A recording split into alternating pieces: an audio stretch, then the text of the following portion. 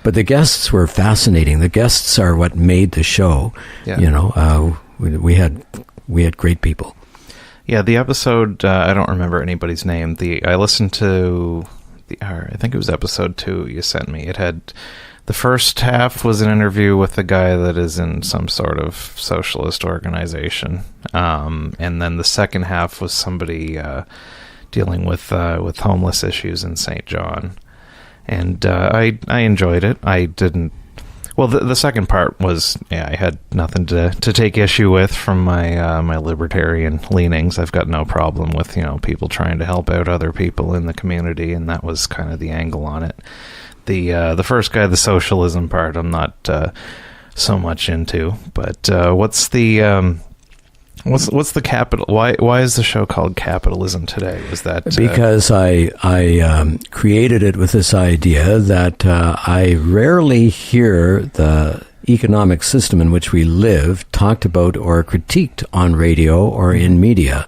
I rarely see the word capitalism, for example, in the Telegraph Journal. Right. I don't hear it very often on 107.3, except maybe for Amy Goodman occasionally, but very occasionally. Yeah. And yet, we live and breathe and work in this economic system. We absorb it through our pores. It's part of who we are in a way. We don't seem to be able to detach ourselves from it and look at it a little bit more objectively. Right. And I wanted to talk to people who maybe had a viewpoint on this. But it was very hard to find them. And that's why the show did not continue longer, because it was labor intensive. I would have to find people. I would have to talk with them, convince them to go on the show. Some of them were activists who were more than glad to come on, and others, people just didn't show up. Yeah. They didn't bite. They weren't interested. So.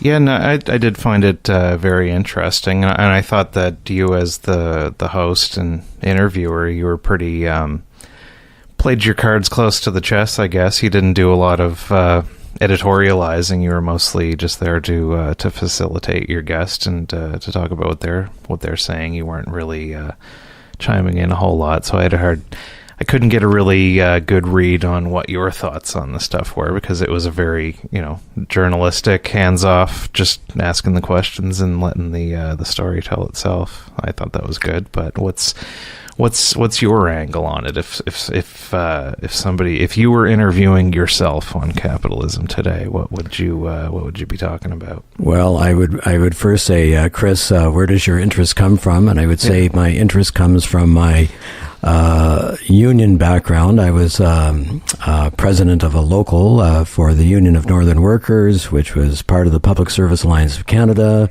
and that gave me an insight into the kinds of problems that people run into in the workplace.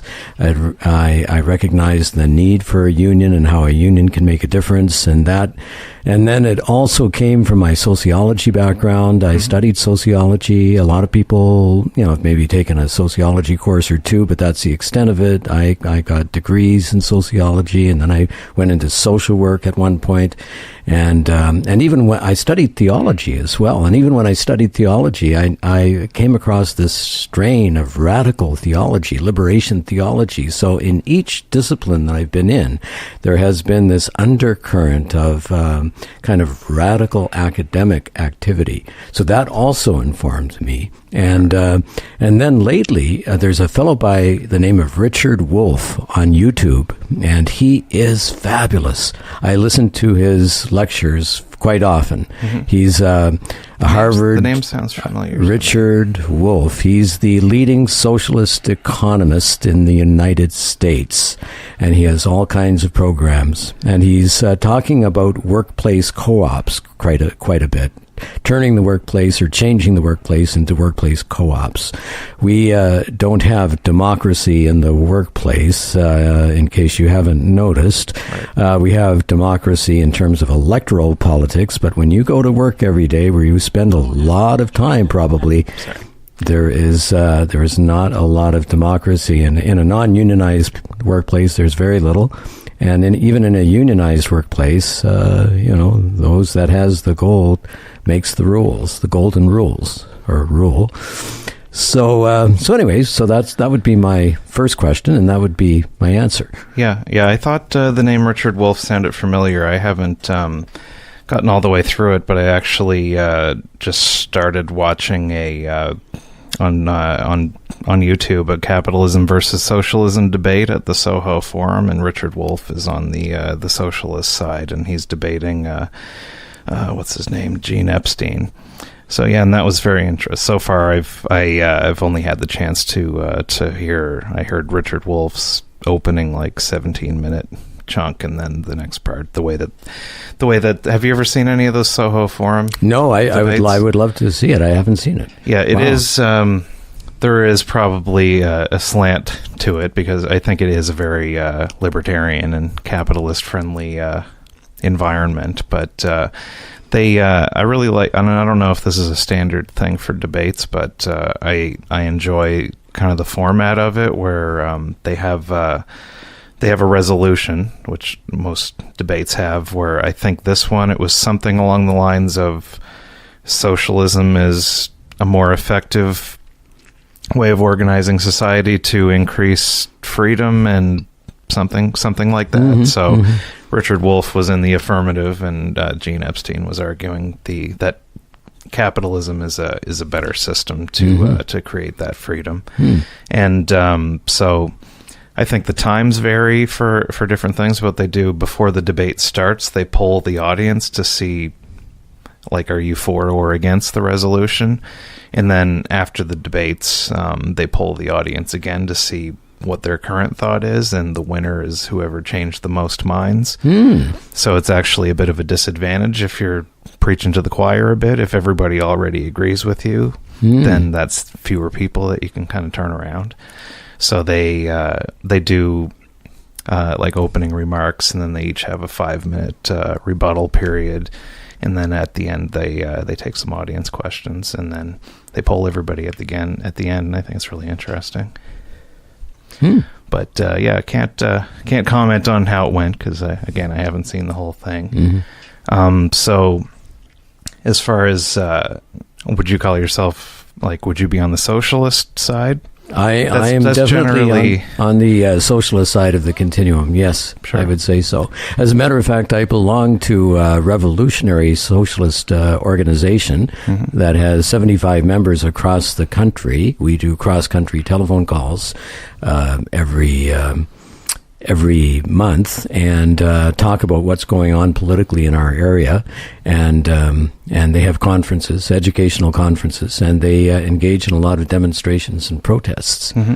And there was a protest, by the way, on Saturday. Did you know that, in St. John, in King Square? I did not. Yes. It was in favor of the Palestinians, for Palestinian rights and the Palestinian cause. So there were 16 of us who showed up, and there was music, and there were signs, and there were speeches, and I did a poem, and it was great. Yeah.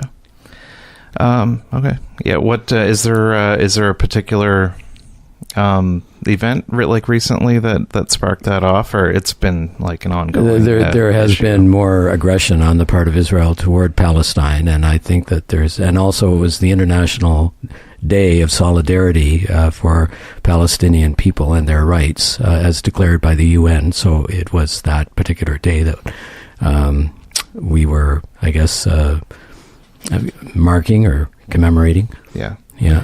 Yeah, and that's something that I would like to know more about. I have a very surface understanding of the whole situation, and I can see both sides, but that's kind of a touchy thing. And I think in that debate to take kind of the pro-Palestinian side, there's probably more of an issue in the U.S. where everybody kind of just labels everybody as Nazis, than anything that if you're not pro-Israel, then you're anti-Semitic, and that's have you found that to be an issue in your circles when talking about this topic? And in fact, I can appreciate the fact that you say you don't know a lot about it, because I didn't know a lot about it, and I inadvertently won a book at the Fog Lit Festival that was about the writers and the poets Pay No Heed to Rockets by Marcelo de Cintio.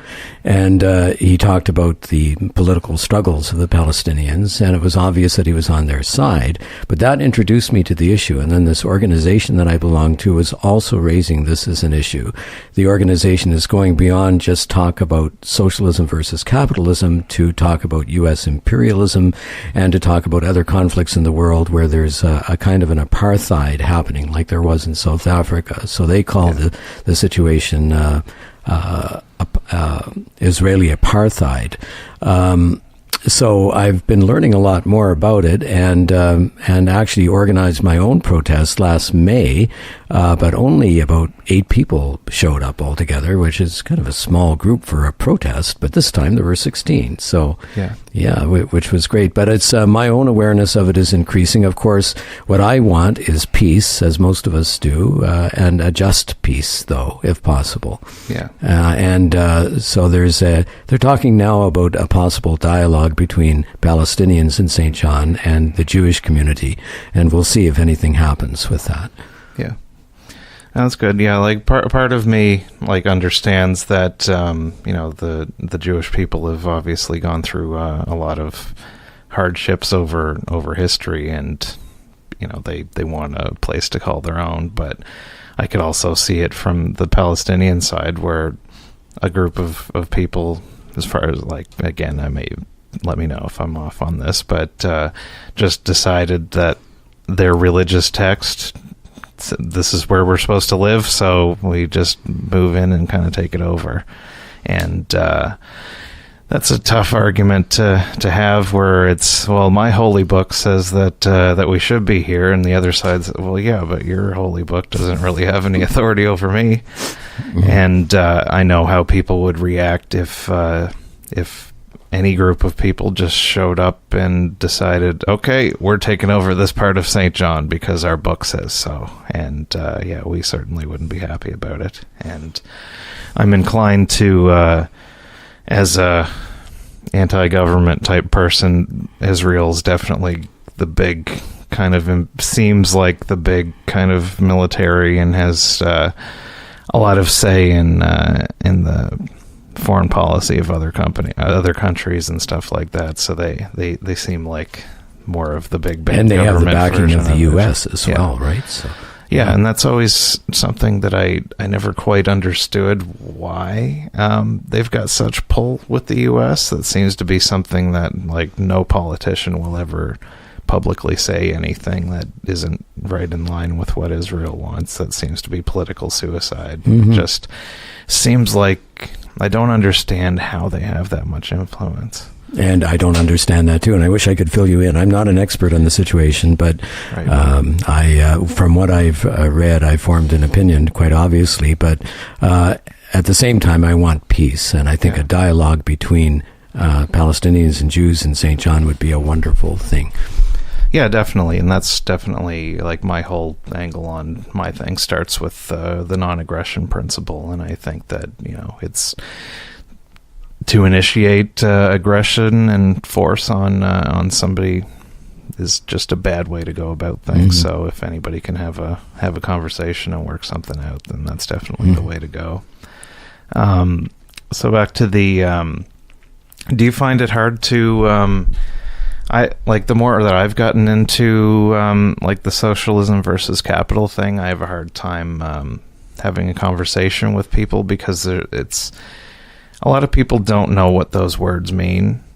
So how would you define like what socialism is versus capitalism? One way of defining socialism, according to Richard Wolff, is to think of it just in terms of democracy in the workplace. Sure. So that the kind of work that you're doing, you have some freedom with, that it's meaningful. If you can imagine a workplace where you do your job for 4 days a week, and then on the 5th day you meet with the other workers to make decisions about where the organization is going to go. In other words, that you actually do the management to at least to some degree of the company itself. You make those decisions, and that would be incredibly empowering. I think a lot of people feel alienated in the workplace. They do it. They go to work because they have to, not because they really want to, not because they really have a vested interest in the company or the corporation that they're working for. Some of them have more than others. The higher up you are, probably the more vested interest you have. But so I don't know about a definition of capitalism. Is that what you're asking? Just like the dictionary definition, what it comes down to, from what I understand, is that socialism is essentially arguing that the means of production should be given over to the government, basically. So they should be in charge of all that stuff, where capitalism is private ownership of the means of I think you've got it. production. I think that's essentially what the difference would be. And but I think when most people talk about, like, if I say that I'm not for socialism, I'm for capitalism, most people hear that as, oh, you hate poor people and you want suffering for these greedy billionaires. But to me, that's not how I see it. There certainly are problems with what we have, but and I think this is the Gene Epstein, which I've heard him do some other speaking outside of that debate, but his angle on it would be that definitely, like, having the workers have more power in the workplace is definitely a good thing, and but I think what his angle on that side of the debate is that capitalism doesn't necessarily stop that from happening.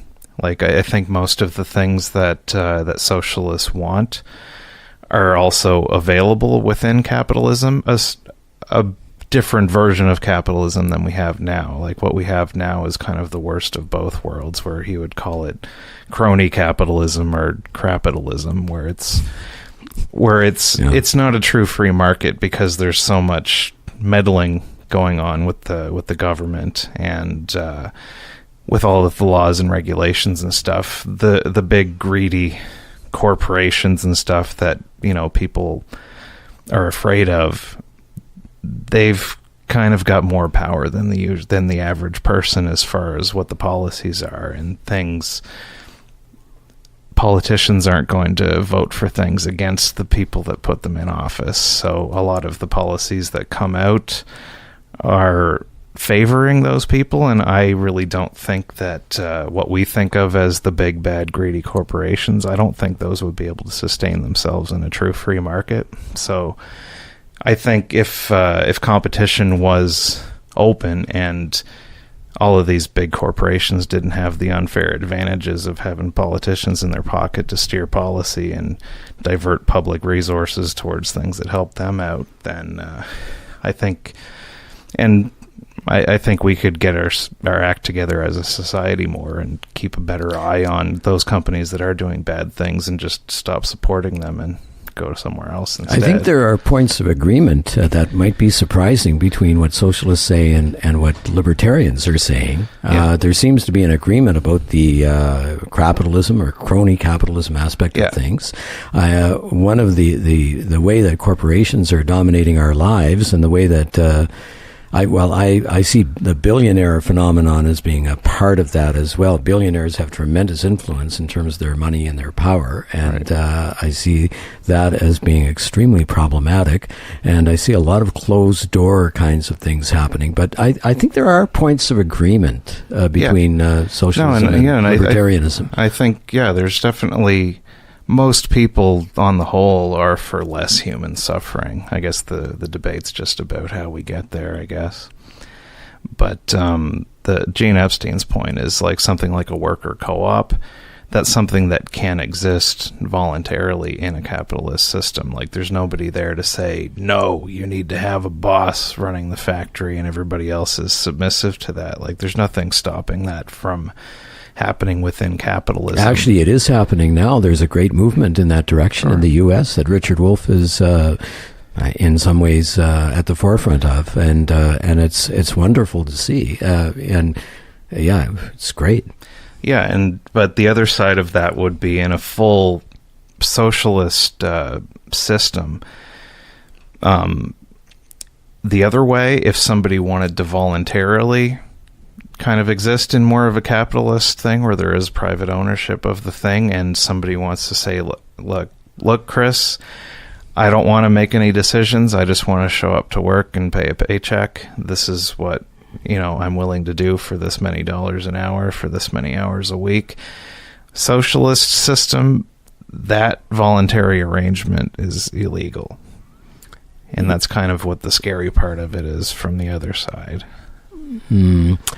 So the scary part of that for you would be that somehow that would not be allowed. You would not be permitted to just sell your labor for a particular price, because you would have to participate in this other kind of workplace democracy kind of thing. Yeah.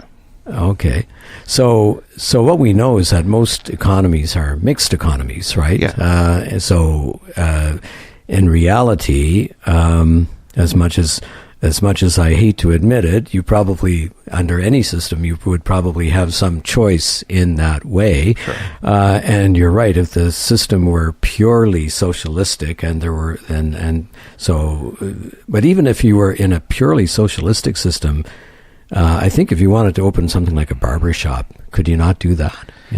Well, unless it was like pure government-run socialism, the government would have to be in charge of all of the barber shops, I guess. Yeah, I guess. I guess what I'm saying is that, in a way, you're kind of making me admit that a mixed economy is. Yeah, well, I think likely. that's the thing. Yeah. I don't think socialism can work without a bit of capitalism to pay the bills.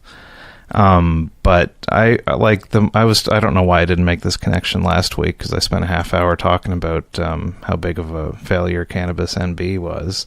And to me, the prime example of capitalism versus socialism would be socialism would be Cannabis NB. The government is in charge of the whole industry, and capitalism would be all of these individual pop-up dispensaries and gray market illegal weed stores.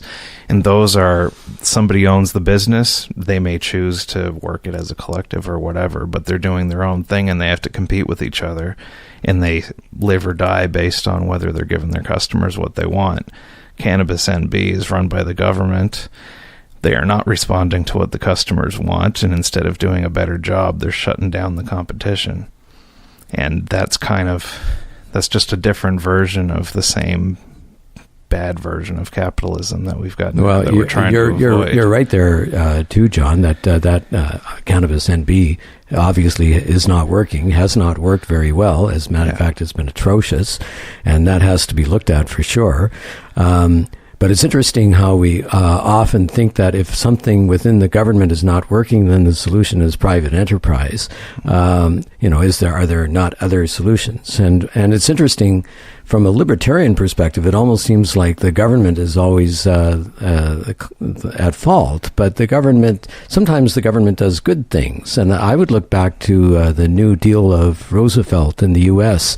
When unions became very strong and during the Great Depression, and people were saying that we can't live like this, we can't feed ourselves, we're going to rebel unless we get some help here. And so Roosevelt went to the rich and the powerful and said, you've got a possible revolution on your hands. Look at what's happened recently in the USSR. We don't want the same thing to happen here. Can we introduce things like minimum wage or unemployment insurance? Yeah. And they introduced a broad range of programs, work programs in the States, which were wonderful at that time.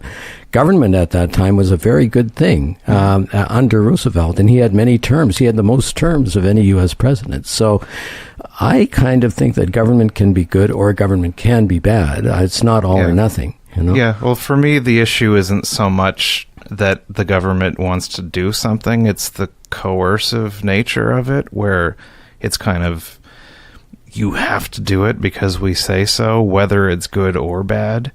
Whereas, like, in a completely voluntary society, if something very similar to a government were to pop up and say, hey, this is what we want to do, and it is a good idea and it's effective, nobody wants to stand in anybody's way. It's the voluntary nature of capitalism that I guess is the appeal for me. Whereas I feel like when the government gets involved, it's kind of, this is how it's going to go. And sometimes how it's going to go is a good way to go, but sometimes it's not. I recognize that.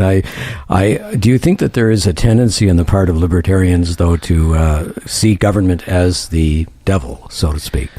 Well, yes, but the way that I look at it, same like the base of my whole way of thinking about it starts with the non-aggression principle, and anything, no matter what steps 2 through a million are, if step 1 is let's forcibly steal from people and make them do this, everything else is kind of tainted. I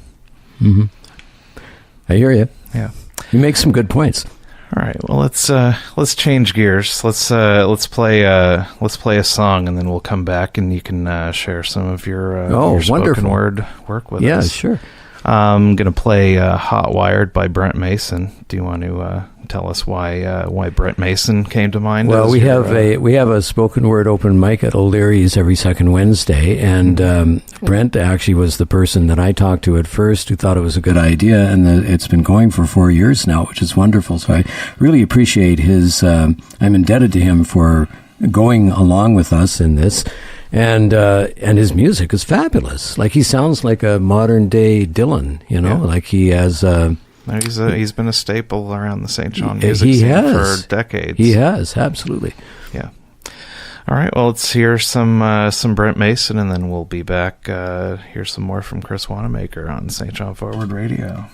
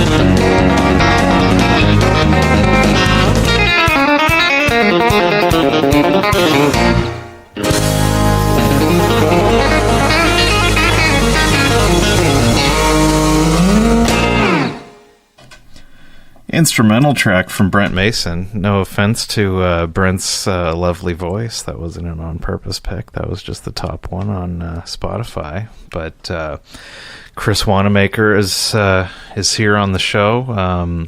I actually met Chris at the spoken word open mic that he was talking about a few years ago. I only went the once. I wasn't quite sure how I heard that it was happening, so I decided to check it out because, comedy is technically spoken word stuff. I felt like I was a bit of an odd fit with everything else that was going on there. I wasn't sure. What did you think about me the first time when I showed up? Well, you're right that it was kind of a strange fit, but we had a problem finding ourselves at first, right? Because we had these very literary, very scholarly people starting to read their poems, yeah. And then we have people like myself, who I'm kind of more of an everyday type poet, and when then you came along and you were kind of doing this comedy thing, but and it wasn't just like ordinary comedy. It had kind of a weird kind of story to it, right? Yeah. And we were kind of taken aback. We didn't quite know what to think about the thing, but part of that was just the way it was set up to begin with. Like I really I guess for St. John, I should have defined the purpose of the thing more, maybe, but I didn't do that at the start. So we had to sort ourselves out. So it's turned into kind of a regular group now, yeah, that meets and shares. Yeah, and I might check it out again. I've honestly, I think after that first one, there was a message that sent out about, I think you were trying to define kind of what the purpose of the thing was, and there seemed to be a lot of infighting amongst the people, and that scared me off a little bit. Yeah. It seemed to be a difference between the people who wanted a set time for the performances versus the ones who did not want a set time for the performances. So yeah, and there were some people that only wanted to do original stuff, and there was other people that wanted to present stuff that they've come across that they found interesting and wanted to share with people. Yes. So you've brought some of your own work that you wanted to share with us. Yes, this is highly literary, very academic work that has been published in a number of prestigious academic journals, and I'm just I'm that. If you believe that, then. No, I wanted, John, I wanted a venue where I could share my poem about library sex. And I was going to read it at the library, but I was cautioned against it by people who had seen the poem. They said, don't read it at the library.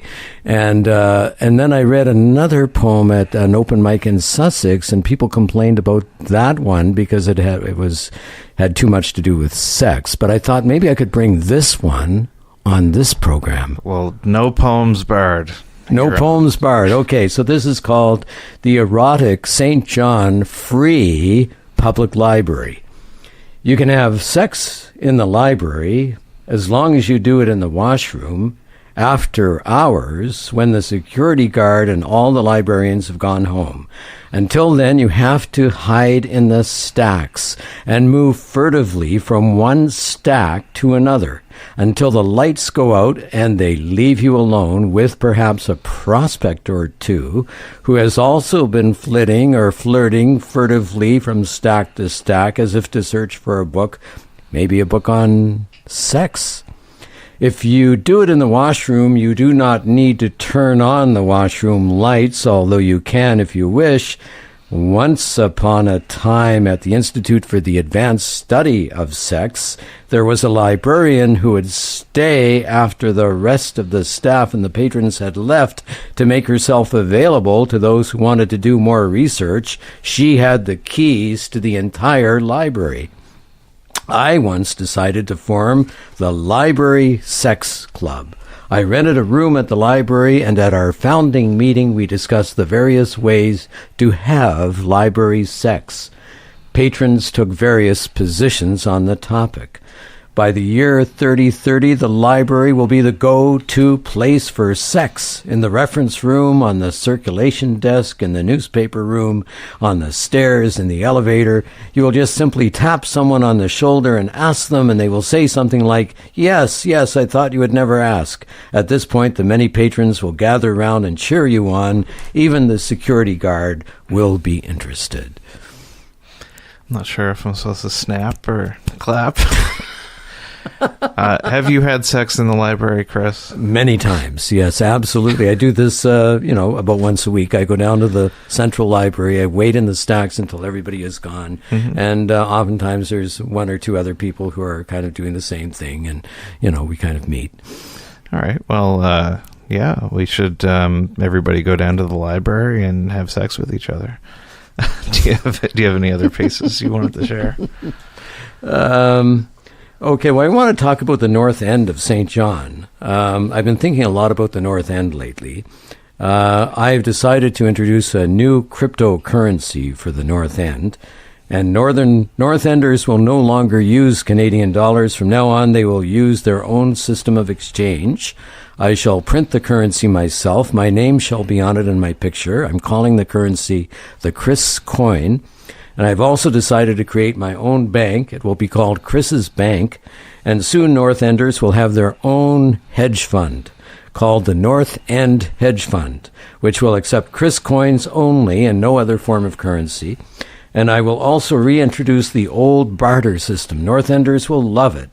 As a result, I predict the North End will break away from St. John and form its own city, become its own province, and then its own country. And then the North End will send its own delegates to NATO and the UN. And in consultation with North Korea, the North End will build its own nuclear weapons and hold all of North America for ransom. And in the end, the North End shall rule the world. Thank you. I'm curious about the pushback that you talked about, like people telling you, "Oh, well, don't do that at the library," or when you did it in Sussex, getting the bad reaction. I just find it strange that